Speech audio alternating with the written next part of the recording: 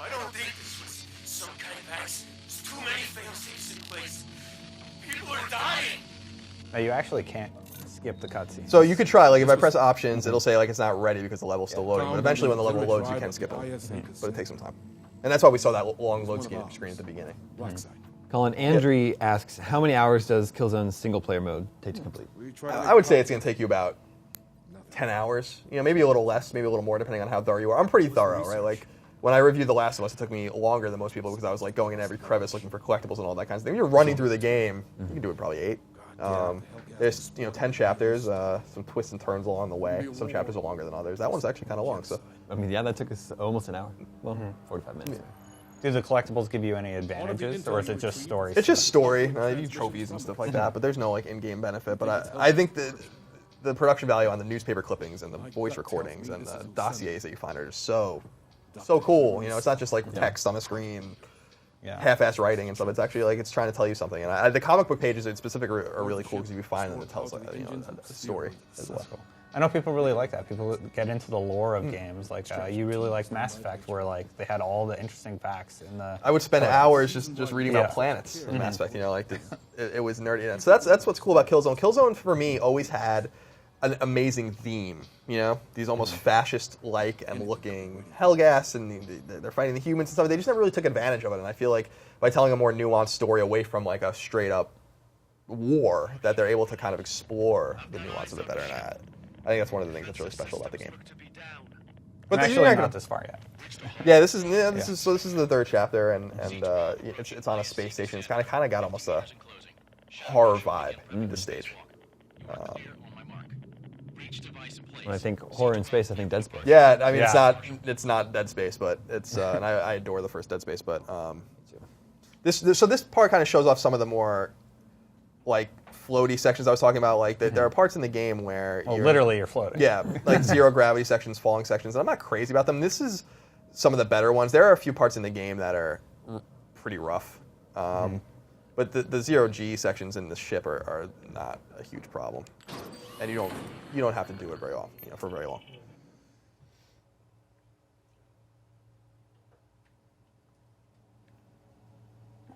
It's very quiet. What's that guy doing? That's in space. No one can hear you scream. That's true. So you see, it's got like it's abandoned. And there's like kind of a quarantine going on here, and we don't really know what's going on at this point in the game.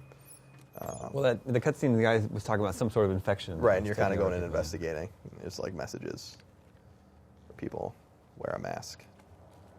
I often wonder, like, so when this comes out in Japan next year, is it going to say wear a mask in Japanese? These are the kinds of things I wonder about when I'm playing. Well, yeah, okay. Like, I assume that they're not really speaking English in the game. They're speaking English for us. Yeah. Yeah, they're speaking some sort of like their own language. If a necromorph pops out, I'm done. I gotta go. There's a cool vibe here, though, right? Mm-hmm. See, it doesn't have like the dark vibe of old Killzone games is somewhat here, that industrial feel, but it's different. Yeah. There's like almost a scary feel to this stage, which is cool with the shadows and look at the lighting. Like it's a gray area, but like there's yellow panels and stuff like that. There's blue lighting. It's not just everything's gray like in the other Killzone. Yeah, and often to break it up. Yeah, often in other Killzone games, especially, it was all about sometimes the only color you would see would be the orange of the Helghast eyes. Made them easy targets at least. Yeah, yeah. They didn't think that one through too well. No, I understand they have to wear the masks and stuff. Yeah. But they didn't seem to think that one through very well. Kind of like in this one where they made the owl beep loudly if you overcharge it. Why did they decide it this way? So this is another zero grav section. What's cool? So if I press up, there's 2 things I can do, and I can do either of them. So I'm going to go up here first and do this section. So this is where things get a little more clumsy with the zero grav, and you can you can get caught. I'll see if I can do it. Like you get caught on the edges, and it's a little annoying. So you kind of have to like right yourself a little bit. Game's running quite smooth though. Yeah, it is. It is very smooth.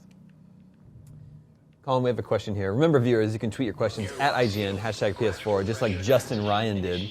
How long did it take to do the initial install for Killzone? I'm not sure about that. It wasn't long at all. Yeah, I don't think it's long. You put in the disc and it says installing, but you can start playing as it installs. So I mean, it wasn't. Can you start long. playing right away? Yeah, like I don't remember waiting that long. Does it even notify you when it's finished installing? Yeah, it'll tell you. I mean, the fact that I can't remember it, like with PS3, it's like, okay, I put it in a game. It's like, I'll see you in an hour. I'll make a sandwich. Yeah. With this one, though, it's like I put it in, I waited just a little bit. Oh, nice. Cool. Yeah. So we're hearing the audio log here.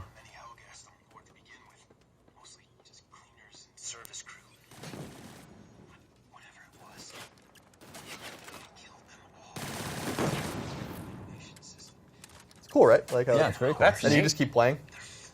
I really like that. It sounds really good too. It sounds a lot better than the Wii remotes. Yeah. Like back in the day. No side effects, nothing.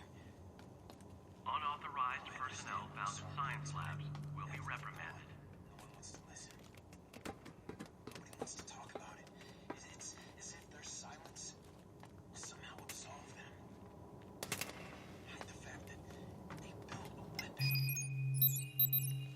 Genetic bomb more deadly than anything I've ever seen. But I'm no better.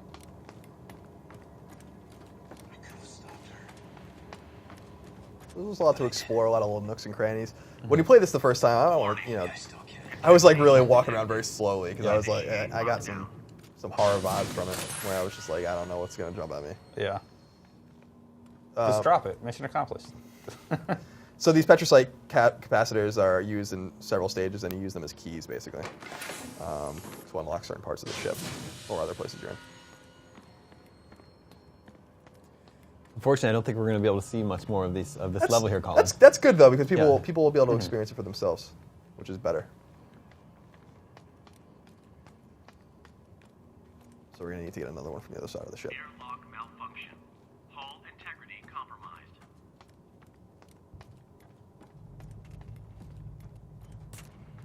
Yeah, this stage is rad. How come in so many games everything's broken and you're the guy that has to fix it? We're going to give away another copy of Assassin's Creed 4 Black Flag right now. Ubisoft is kind enough to provide us a bunch of copies to give away today. This copy is going to Chris Rodriguez, who asks, is Killzone the best launch game? No. Resogun is the best launch game. But Killzone is the best launch game that I get, launch exclusive that you'll buy in a store, I guess, because Resogun's PlayStation Network only. Yeah. And I still think it's a totally worthy game to buy alongside your PS4. I think people are having a lot of fun with it. I think online is going to be supported for a long time, lots of free DLC. And I think the campaign's fun. I think Killzone's taking a step in a much brighter direction. And I don't mean that literally in terms of its color palette. I mean, it's a different kind of game, and I think it's better off for it. Enjoy your copy of Assassin's Creed 4. Chris, we're going to take a quick commercial break right now. When we come back, we're going to play Knack, so don't go anywhere.